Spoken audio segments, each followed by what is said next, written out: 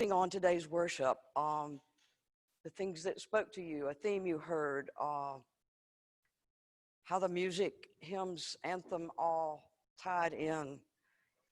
Anything that disturbed you or anything that pushed you a little bit. Let's share those things if we can.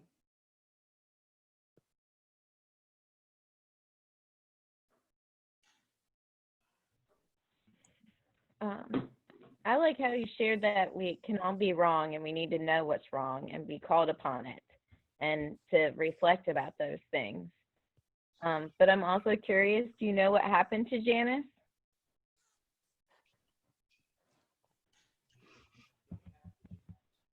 Oh my goodness. It's a long story. Um, Way long. Janice took her life. If you give me a second, I'll tell. I had gone to the university. One of the professors there had a 2-year grant. And so I went to the university to finish my doctorate and to cover his classes. We never changed the name in any of the address books anywhere to mine. It was still listed as his office. I had 2 classes back to back and never, ever went back to the office. But this particular day, I did. And the phone was ringing, and I picked it up. And Janice said, "Ms. Mitchum, this is Janice. I'm just calling to tell you I can't do this anymore. Thank you for being there for me." And she hung up. I never found an obituary. I never found anything, but and there's a whole bunch of stuff in between that. Yeah. I'm so sorry. Thank you Tough. for sharing. It was tough. Other thoughts? Anybody writing your letter yet? I already wrote mine. but I need a revised standard version now. I like the message. I think it lays it right out there. I liked how you were talking about that there's a lot of wrong out there right now, and that we are called and challenged to respond to that. How to respond, I think, is tricky. Yeah. I mean, is there a way to respond that maybe encourages other people to reflect also and try to be better without just alienating them, and that's the end of the conversation? I'm not sure how to do that. I've attempted to do that with some people, and it ends up getting to a point where the facts and data and research that I present are met with, "Oh, that's just all fake stuff. There's nothing to that." And it's the only evidence on the other side is that, or that others have presented back to me is, well, that's not my position. Yeah, it's tough. It's about as tough a time in my lifetime there's ever been to be able to do this one with the other. My husband used to say that if all you've got is a hammer, everything looks like a nail. And I about think that's where we are politically in this country. All we've got is a hammer, and so everything looks like a nail. Both sides, 3 sides, however many sides there are. And yet we've got to find a way to speak. That's what we're called to do. So not easy. I don't know the answer,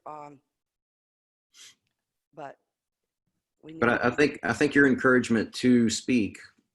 I mean, I have spoken in some situations, and there's some things that I've thought about saying in certain settings and to certain people, and it's not something I take lightly to take that on with others. But I don't know. I've been leaning towards saying and doing a couple more things, and I guess still kind of contemplating how to say and what to say.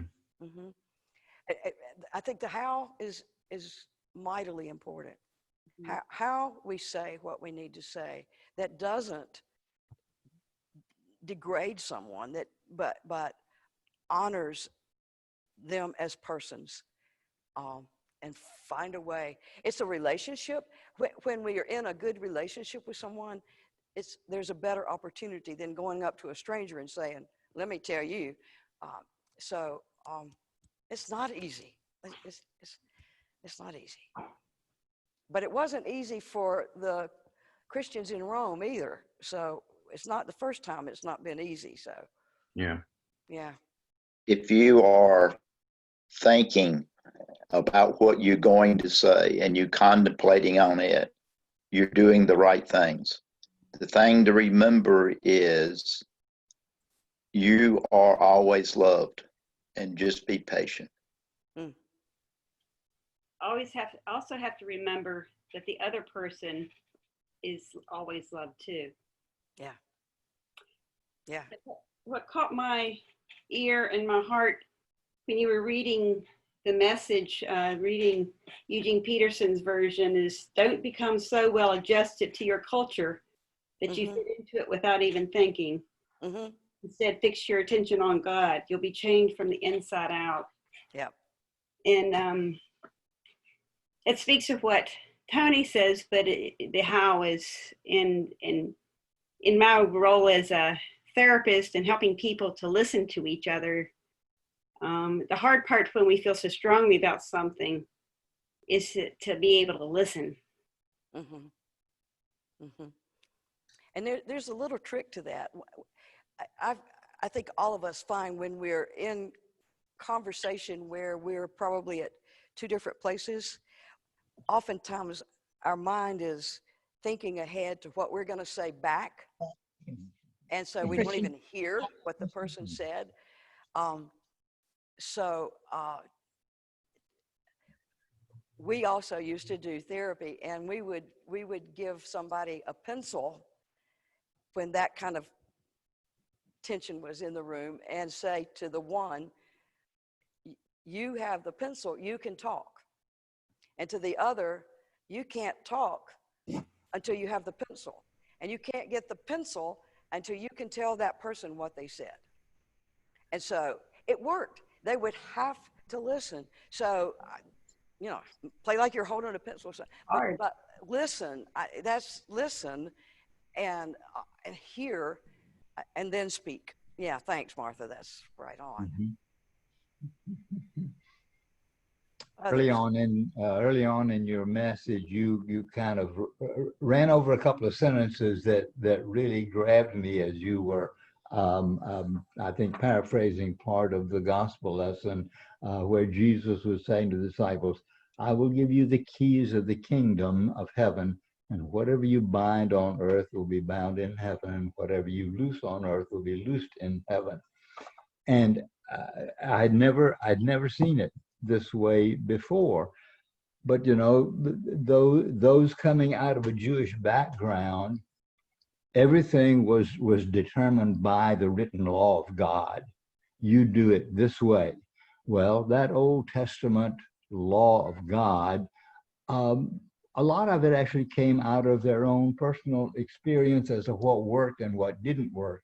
And it wasn't always based on love. And I think Jesus is saying to the disciples here, it is now your responsibility to take this and interpret it in a way that will result in deeds of care and love, not just because the law says this. Right. The church in many times has made decisions. Our church particularly has made decisions that a lot of people said, "Oh, that's against the Bible. You can't do it. We're out of here." But this church, in my opinion, has always acted and come to decisions that care about people, whether it's abolishing slavery, whether it's women's rights, whether it's sexuality issues.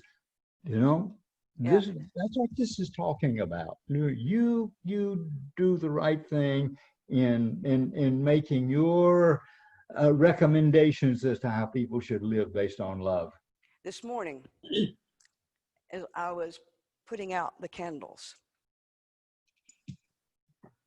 I remembered when I was 8 in a Sunday school class when our pastor announced to us that we were going to quit using already lighted candles and we're going to use real candles, and that we children were going to be acolytes. I got most excited about that, and he turned to me and said, "Not you, you're a girl." Mm. Oh my. I was in my 40s before I ever had an opportunity to be an acolyte. And I was at Christ Lutheran Church in Charlotte, and the acolyte didn't show up. And one of the pastors, I was the lector for the day, stuck his head in the door and he said, "Light the candles." And it was with some fear and trepidation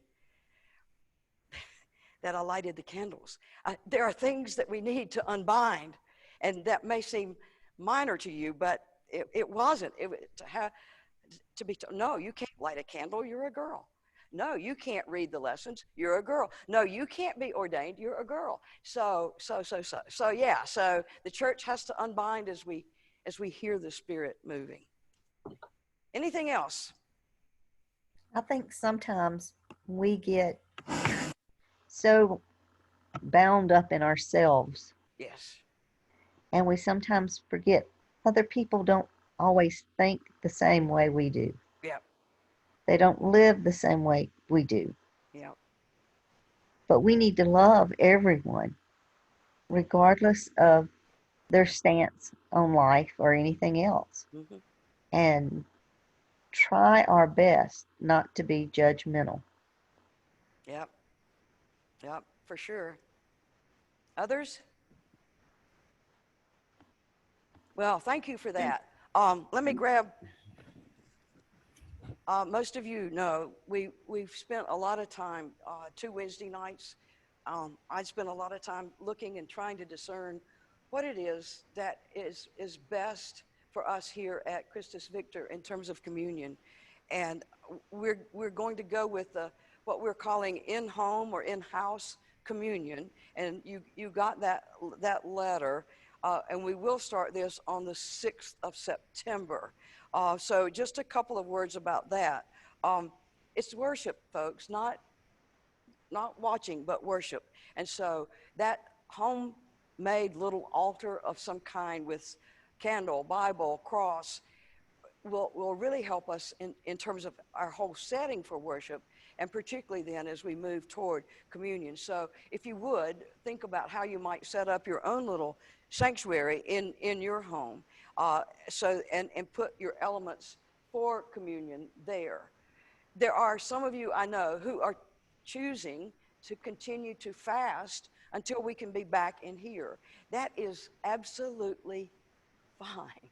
That is absolutely fine. You're not missing anything in terms of God's gifts to you through worship. So if you choose not to commune, which oftentimes people will do in this sanctuary, and they will just stay in the pew, then just be still and pray for those couple of minutes that it's going to take. So please note, you're not having to do this at all. And then if you do so, the guidelines are there, and I think they make sense. I've had several people read them, and particularly in the first few Sundays, I'll be giving instructions as we go so that we're all on the same page there. So I don't see a need to go through that unless you want me to. Questions, concerns?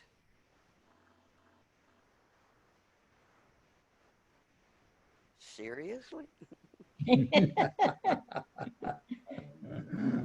All right. Well, then we will hopefully see you Wednesday night where we're finishing up the 10 Commandments, and then next week here for worship. Thanks, and have a safe and blessed day. Bye-bye. You too. Bye. Bye.